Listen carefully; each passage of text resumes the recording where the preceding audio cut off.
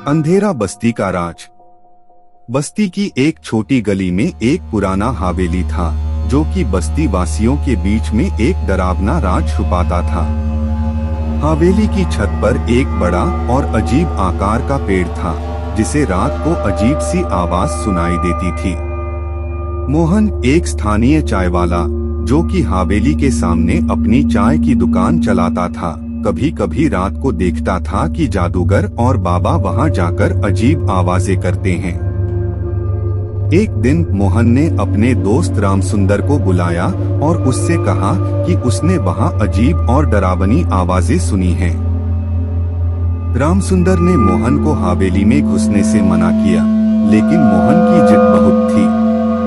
एक रात मोहन और रामसुंदर ने हवेली में घुसकर वह पेड़ देखा और सुना, जो कि रात को अजीब सी आवाजें करता था।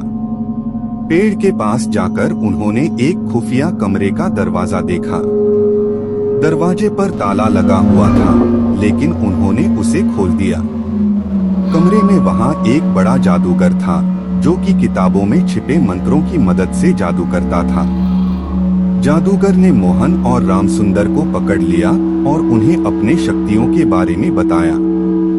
वह बताता था कि पेड़ की चढ़ाई पर एक पुराना यात्री, जो जादूगर था, अब तक उसकी आत्मा में बंधा हुआ है और उसे रोज वहां जादू करना पड़ता है।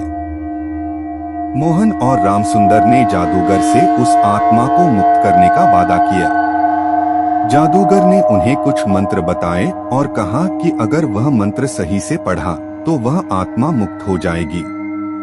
रात के अंतिम वक्त में मोहन और रामसुंदर ने मंत्र का जाप किया और वह आत्मा पेड़ से निकलकर उनके सामने आई।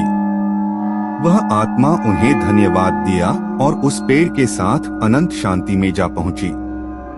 जब मोहन और रामसुंदर बस्ती में वापस लौटे तो उन्होंने अपनी बातों से सबको हैरान कर दिया।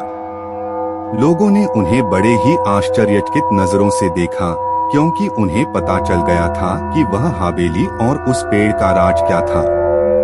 इस कहानी से हमें यह सीखने को मिलता है कि कभी कभी जीवन में अजीब और अदृश्य चीजें होती हैं, जिन्हें हम समझ नहीं पाते हैं, पर उनका हमारे जीवन में अपना महत्व होता है।